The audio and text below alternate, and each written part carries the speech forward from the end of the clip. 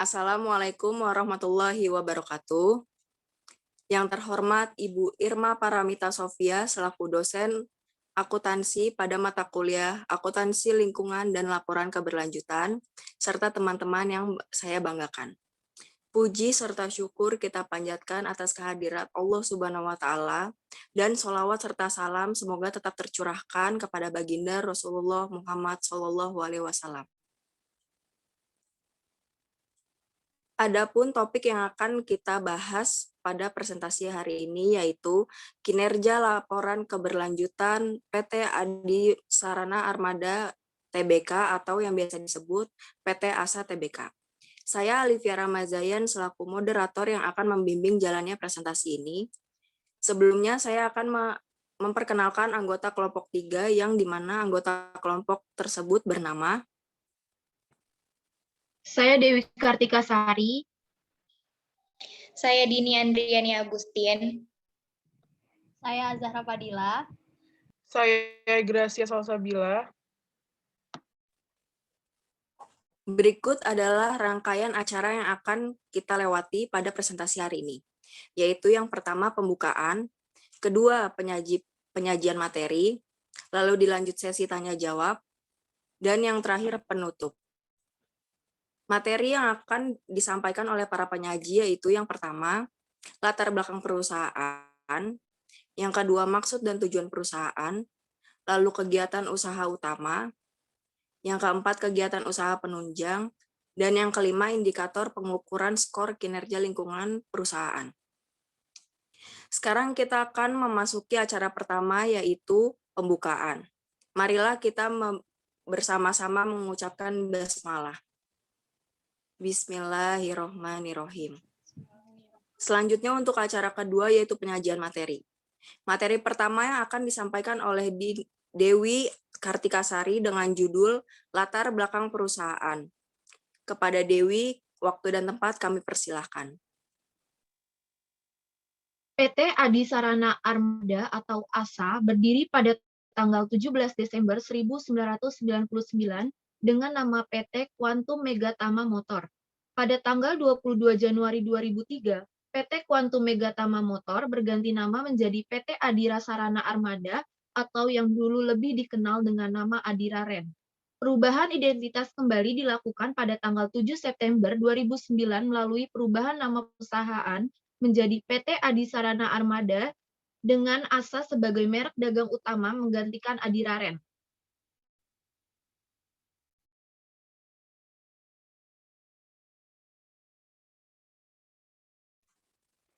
Lalu untuk materi kedua yang akan disampaikan oleh Gracia Salsabila Suwantono dengan judul Maksud dan Tujuan Perusahaan. Kepada Egra, waktu dan tempat kami persilahkan. Maksud dan tujuan perusahaan, yang pertama aktivitas penyewaan dan sewa guna usaha tanpa hak opsi mobil, bus, truk, dan sejenisnya. Lalu perdagangan besar mobil bekas, angkutan bermotor untuk barang umum, dan aktivitas penyewaan dan sewa guna usaha tanpa hak opsi alat transportasi darat, bukan kendaraan bermotor roda 4 atau lebih.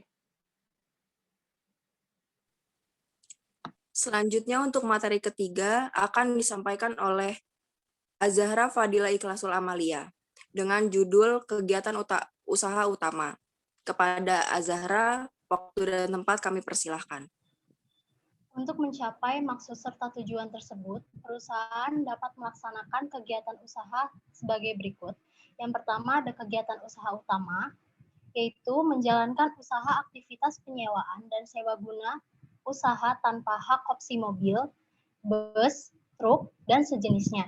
Yang kedua, menjalankan usaha perdagangan besar mobil bekas. Yang ketiga, menjalankan usaha aktivitas penyewaan dan sewa guna usaha tanpa hak opsi alat transportasi darat bukan kendaraan bermotor roda 4 atau lebih, dan menjalankan usaha pengangkutan barang seperti truk, pick up, dan kontainer. Lalu yang keempat, untuk materi keempat akan disampaikan oleh Dini Andriani Agustin dengan judul Kegiatan Usaha Penunjang. Kepada Dini, waktu dan tempat kami persilahkan. Kegiatan usaha menunjang yaitu menjalankan usaha aktivitas konsultasi transportasi dan usaha reparasi mobil. Bentuk jasa yang dihasilkan yaitu ada 9. Yang pertama, jasa penyewaan kendaraan jangka panjang, yaitu sewa bulanan atau tahunan. Yang kedua, penyewaan jangka pendek, yaitu sewa harian ataupun mingguan. Yang ketiga, carpooling atau jasa sewa kendaraan dengan sistem polling. Yang keempat, komersial car, yaitu jasa sewa kendaraan angkutan barang. Yang kelima, jasa logistik, yaitu layanan logistik terintegrasi. Yang keenam, jasa jurumudi. Yang ketujuh, share car, dengan menggunakan aplikasi sewa mobil online. Yang kedelapan, Caroline, atau situs jual mobil online. Dan yang terakhir, antar aja, yaitu perusahaan akan mengirim barang. Selanjutnya untuk materi yang terakhir, karena banyak bahasannya, maka dari itu akan disampaikan oleh semua anggota. Kepada semua anggota, waktu dan tempat kami persilahkan.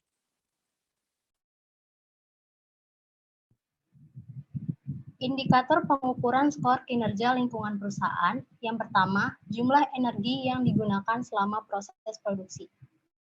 Jumlah energi dari penggunaan listrik tahun 2019 untuk seluruh cabang dan serpo ASA di 19 cabang dan 22 serpo tercatat sebesar 1.285.916 kWh, naik dibandingkan penggunaan listrik tahun 2018 yang tercatat sebesar 905.102 kWh. Kenaikan disebabkan adanya perubahan luasan area kerja di beberapa cabang serpo ASA, seperti ASA Malang, Aceh, Tambun, Jakarta 1, 3, dan Mogot.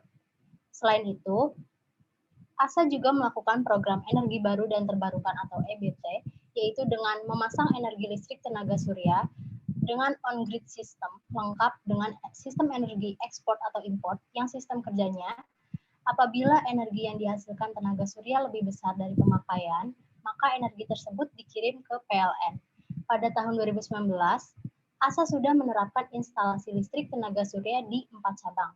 Dari keempat cabang ini, setiap tahunnya bisa menghasilkan energi sebesar 79.243,14 kW atau setara dengan 118 juta per tahun. Sementara itu, penggunaan BBM untuk operasional mobil pelanggan berupa Pertalite tahun 2019 tercatat sebanyak 4.613.862 liter, turun dibandingkan tahun sebelumnya, yaitu sebanyak 5.495.116 liter. Data penggunaan BBM diperoleh dengan melakukan konversi BBM kendaraan tahun 2019 sebesar 35.246.047.959 dan tahun 2018 sebesar 42.037.640 rupiah. Dibagi dengan harga Pertalite tahun 2019 sebesar Rp7.650. Penurunan volume penggunaan BBM terjadi karena ada efisiensi dalam melakukan perubahan pengisian BBM menjadi full to full melalui kerjasama dengan SPBU. Yang kedua, jumlah emisi akibat proses produksi. Berdasarkan penggunaan listrik dan BBM, maka ASA turut menyumbang emisi gas rumah kaca ke udara yang berdampak pada terjadinya perubahan iklim. Namun, pada tahun pelaporan, perusahaan belum menghitung besarnya emisi gas rumah kaca tersebut. Sementara itu, untuk pengelolaan emisi gas buang, perusahaan terus berupaya agar emisi gas buang kendaraan yang dimiliki ASA, baik yang disewakan maupun untuk operasional, selalu berada di bawah ambang batas yang diperbolehkan oleh ketentuan atau perundang-undangan. Untuk itu, secara berkala, ASA melakukan uji emisi terhadap mobil-mobil yang dimilikinya. Uji emisi semakin penting dilakukan karena ada di antara pelanggan yang menghendaki hasil uji emisi sebagai salah satu syarat mobil yang akan disewa. Selama tahun 2019, mobil yang menjalani uji emisi tercatat sebanyak 1.321 buah dengan hasil sebanyak 1.319 buah lolos uji emisi dan 2 tidak lolos uji emisi. ASA juga secara rutin melakukan peremajaan mobil yang dimilikinya. Dalam hal ini, maksimal usia mobil adalah 5 tahun. Peremajaan usia mobil operasional penting karena mobil-mobil yang lebih baru lebih ramah lingkungan karena emisi gas buangnya lebih bersih. Mobil-mobil yang sudah melebihi usia operasional tersebut Selanjutnya akan dijual melalui proses lelang atau dijual langsung ke pihak ketiga. Selain itu, ASA juga sudah melakukan upaya menekan emisi gas buang ini, khususnya yang berkaitan dengan penggunaan energi listrik, karena dengan sudah diterapkannya program EBT, maka ASA sudah dapat berperan mengurangi emisi gas buang karbon dioksida sebesar 56.029 kg per tahun, atau setara dengan penggunaan BBM sebesar 6.305 galon per tahun. Yang ketiga, ada jumlah air yang digunakan selama proses produksi. Dalam operasional di perkantoran, kantor pusat ASA lebih banyak menggunakan air dari PDAM, yang notabene pasokan air bersih sebagai bahan baku kian terbatas. Air digunakan antara lain untuk keperluan domestik karyawan, seperti mandi, cuci, dan kakus, atau MCK, berwudu, dan sebagainya. Sama seperti energi listrik, pasokan air bahan baku untuk diolah menjadi air bersih di PDAM juga kian terbatas karena semakin banyaknya sumber air yang tercemar. Untuk itu, perusahaan juga berupaya untuk melakukan penghematan dalam penggunaan air, selain memberikan seruan agar memanfaatkan air seperlunya atau tidak berlebihan.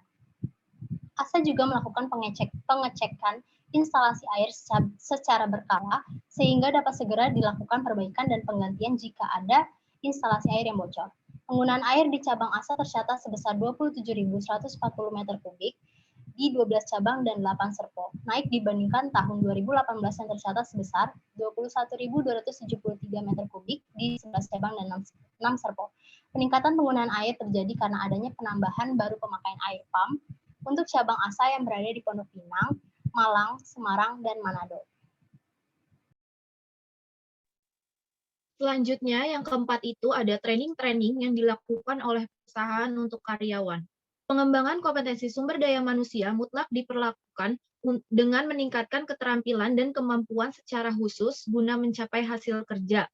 ASA melakukan pengembangan kompetensi sumber daya manusia dengan memetakan kondisi dan kebutuhan sumber daya manusia ke depan, dan memperkuat program pelatihan dan pengembangan karyawan, di mana peserta dalam kegiatan pelatihan dan pengembangan ASA pada tahun 2019 dan 2018 yaitu ASA Kultur, Salesmanship, Technical Medicine, Administration and Financing, Business Strategies, SHE, dan Leadership.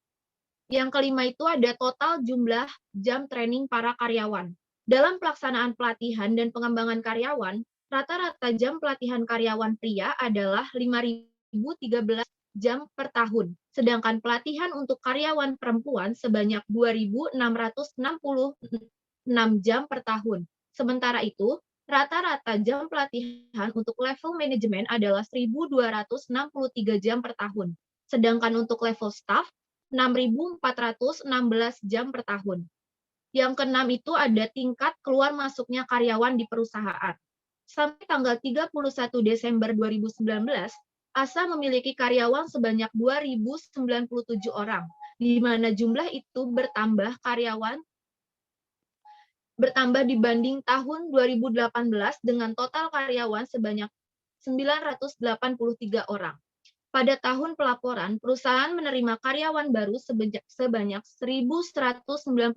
orang, di mana berasal dari latar belakang fresh graduate sebanyak 313 orang, dan pro hire sebanyak 879 orang. Sementara itu, ASA melakukan pemutusan hubungan kerja karyawan sebanyak 118 orang, dengan alasan meninggal 0, mengundurkan diri atas permintaan sendiri sebanyak 38 orang, dan pemutusan hubungan kerja karena sebab lain sebanyak 80 orang.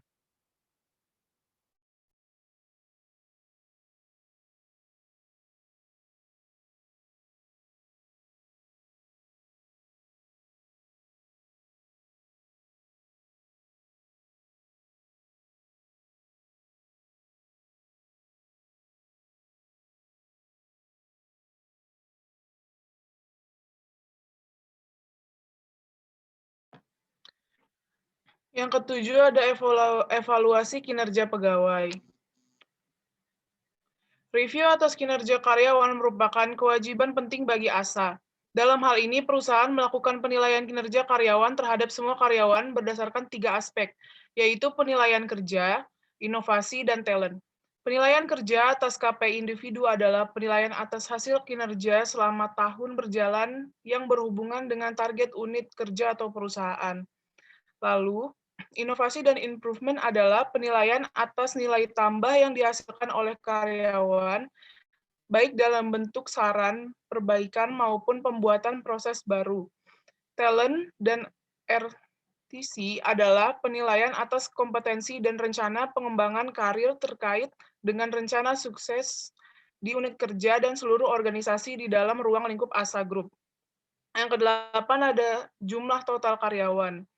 Hingga 31 Desember 2019, ASA memiliki karyawan sebanyak 2.097 orang, bertambah dibanding dengan tahun 2018 dengan karyawan sebanyak 983 orang. Karyawan sebanyak itu merupakan akumulasi dari karyawan lama ditambah dengan karyawan hasil rekrutmen dan dikurangi dengan karyawan yang meninggalkan ASA akibat pemutusan hubungan kerja.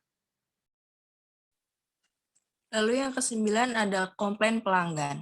Untuk terwujudnya komunikasi dua arah, ASA menyediakan lembar umpan balik di bagian akhir laporan ini. Kepada para pemangku kepentingan, kami mengundang untuk menyampaikan saran, masukan, dan pertanyaan atas data dan informasi yang disajikan dalam laporan ini, sehingga kami dapat meningkatkan kualitas laporan dan kinerja keberlanjutan kami di masa yang akan datang. Lalu yang ke-10, survei kepuasan pelanggan. Survei kepuasan pelanggan pada tahun 2019 secara formal dan serentak telah dilakukan oleh Customer Care Department dalam bentuk CSI survei. Survei ini dilakukan serentak di 17 cabang secara nasional dengan metode interview terhadap 360 orang responden yang merupakan PIC dan user dari customer ASA. Hasil CSI 2019 menunjukkan angka kepuasan pelanggan di 87,56, naik sebesar 6,3% dibandingkan tahun sebelumnya.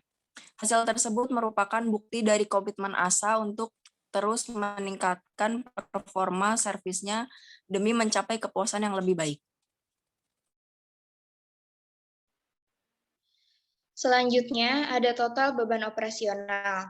Pada tahun 2019, total beban operasional perusahaan adalah sekitar 401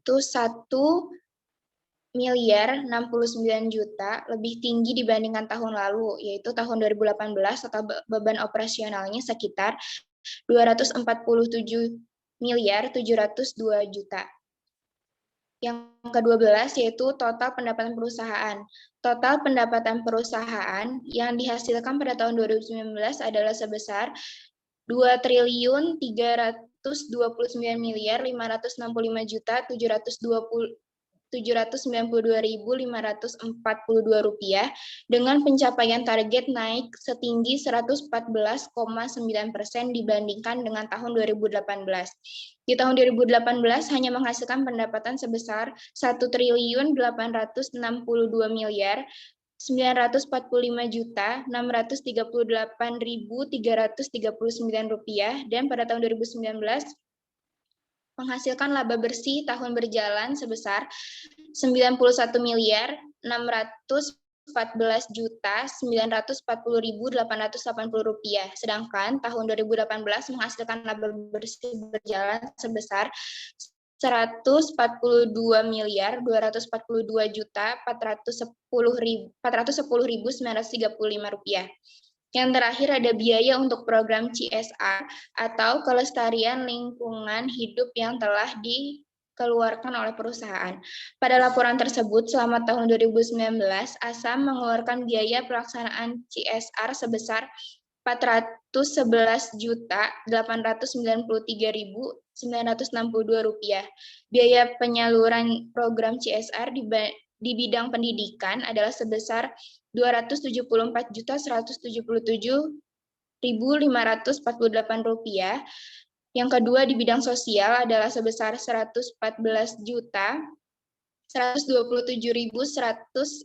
rupiah dan yang terakhir di bidang lingkungan mengeluarkan sebesar 23.589.300 rupiah.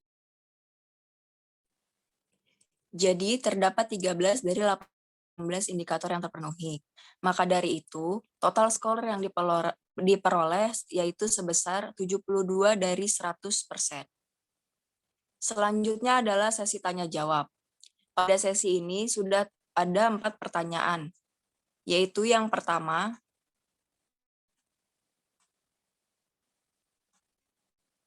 bagaimana pendapat Anda atas laporan keberlanjutan perusahaan yang Anda analisis? Apakah sudah memenuhi kaidah atau ketentuan pelaporan keberlanjutan? Yang akan dijawab oleh Azahra. Kepada Azahra, waktu dan tempat kami persilahkan. Menurut saya sudah memenuhi kaidah atau ketentuan laporan keberlanjutan. Standar yang digunakan untuk menulis laporan tersebut yaitu Global Reporting Initiative atau GRI yang merupakan sebuah organisasi internasional yang mempromosikan pembuatan laporan keberlanjutan secara internasional.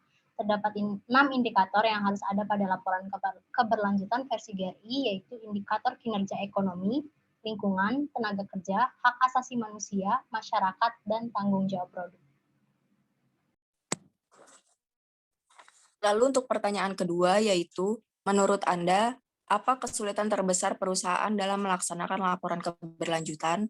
Yang akan dijawab oleh Dini. Kepada Dini, waktu dan tempat kami persilahkan. Kesulitan terbesar perusahaan dalam melaksanakan laporan keberlanjutan adalah PT ASA menyadari bahwa bidang usaha yang dimiliki terutama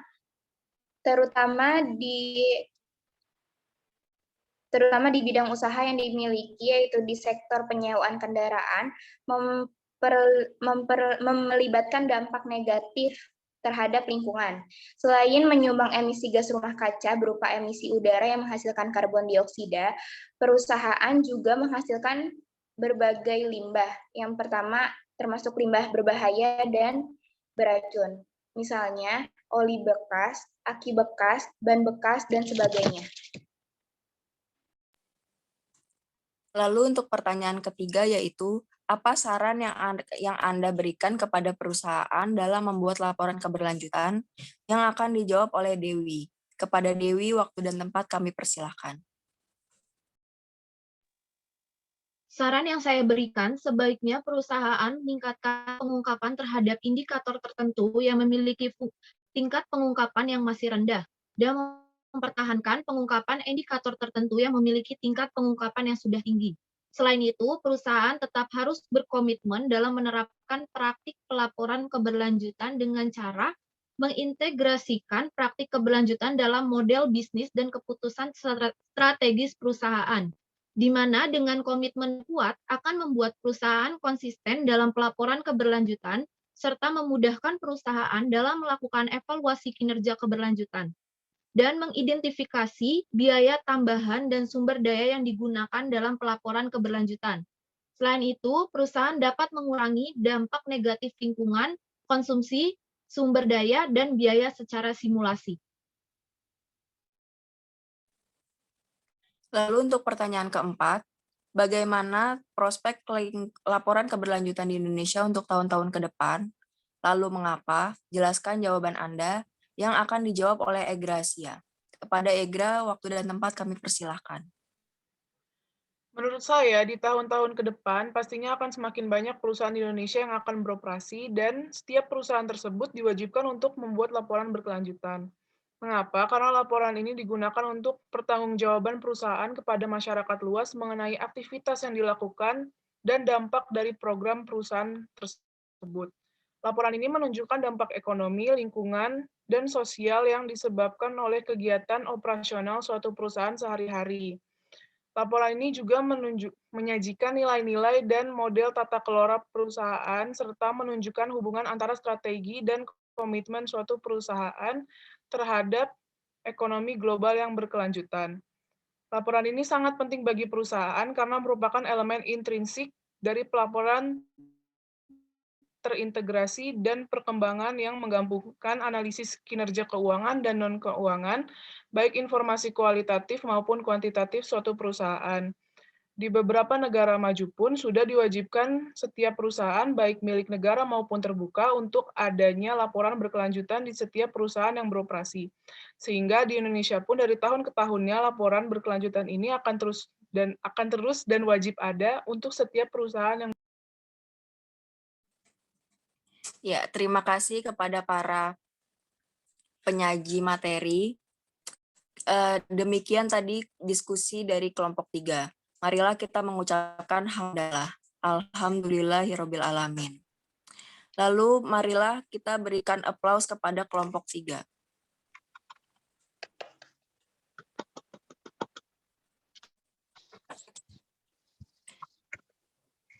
Lalu saya sebagai moderator mohon maaf yang sebesar-besarnya atas kekurangannya dan jika ada kesalahan dalam menyebutkan kata-kata.